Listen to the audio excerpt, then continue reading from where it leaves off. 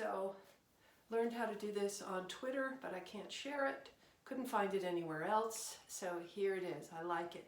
Make a mask with a t-shirt, no cutting, no sewing, for people like me. It's not a medical solution, it's just something you can do. So I'm putting my head through the neck, pulling it over me, pulling the sleeves to the side,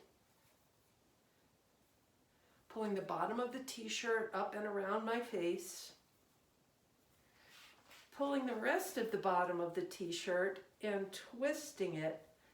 In this case, because of the size of the t-shirt, I need to twist it a couple times.